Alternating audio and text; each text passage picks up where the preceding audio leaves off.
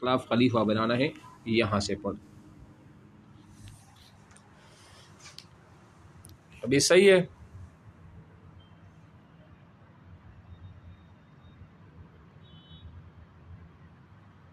نہیں میں نے کہا آواز ٹھیک ہے ابھی.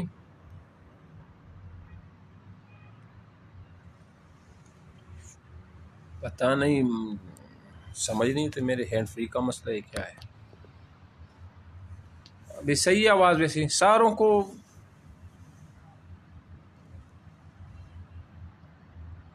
اچھا بہرحال جو بھی ہے یہاں سے پڑھ لیتے ہیں. علالت اور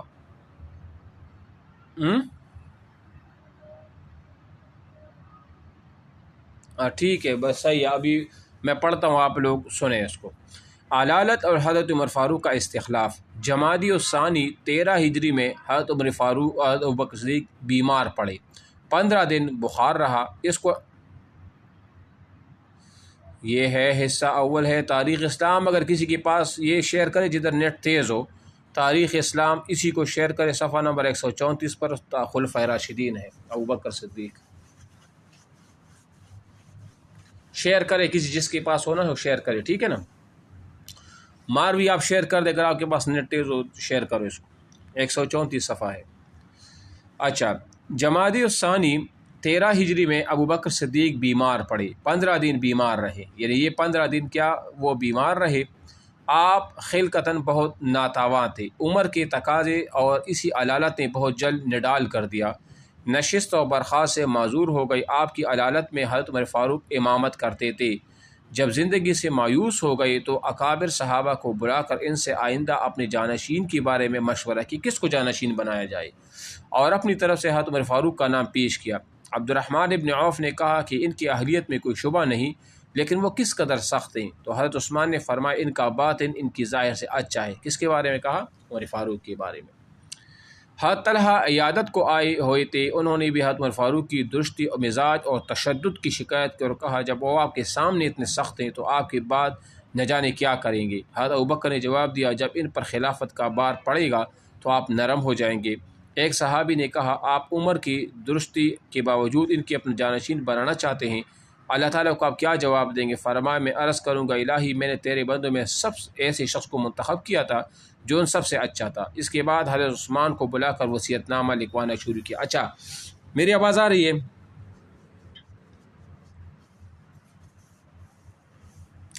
اچھا یہ جو ہے نا اس کو آپ نوٹ کر لے کہ ابوبکر صدیق نے کس سے وصیت نامہ لکھوایا تھا.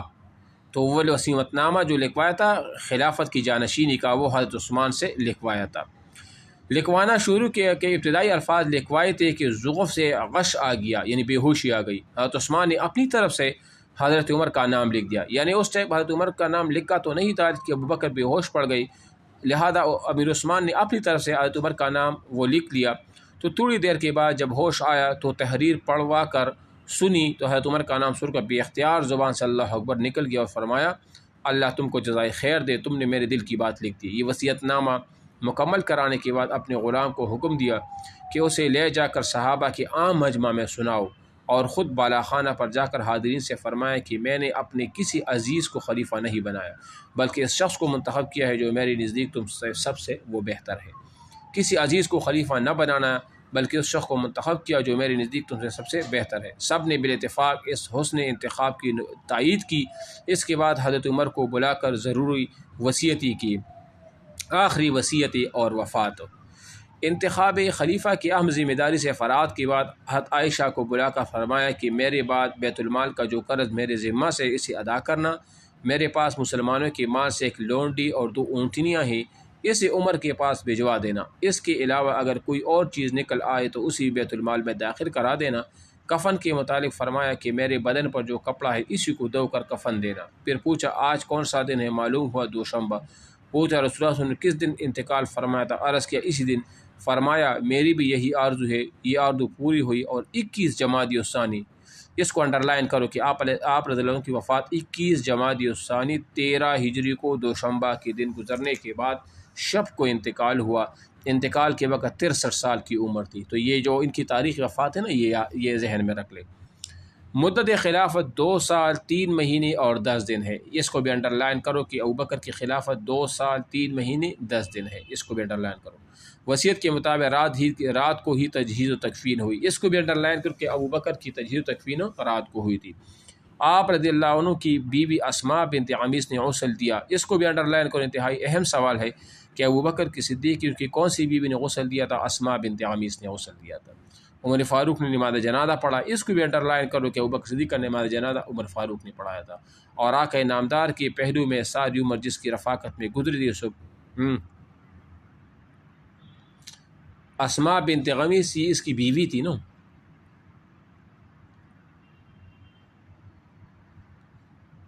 یہ بیوی کا نام ہے. وہ جو اسماء ہے نا وہ اس کی بیٹی ہے ابوبکر صدیق کی.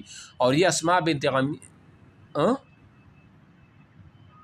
ہاں جی. اور یہ جو اسماء بنت عمیس ہے نا یہ سے پہلے جعفر ابن ابی طالب کی بیوی تھی، لیکن اس کی شہادت کے بعد اس نے ان کے ساتھ شادی کی تھی. ٹھیک ہے نا. ہاں ہاں ہاں ہاں یہ بیوی دوسری ہے نا. یہ پہلے جعفر ابن ابی طالب کی بیوی تھی. آقا نام نہیں وہ میرومان تھا غالباً. اس کا نام تھا قتیلہ بنت عبد العزیٰ تھا. وہ مشرکہ تھی، ایمان نہیں لے آئی تھی. وفات کے بعد عبداللہ، عبد الرحمن، اسماء اور عائشہ امین کی کئی اولاد یادگار چھوڑے. ایک صاحبزاد ام کلثوم وفات کے بعد وہ پیدا ہوئی. ٹھیک ہے. عہد صدیقی پر مختصر وہ جو ہے نا وہ تبصرہ ہے. حضرت ابوبکر صدیق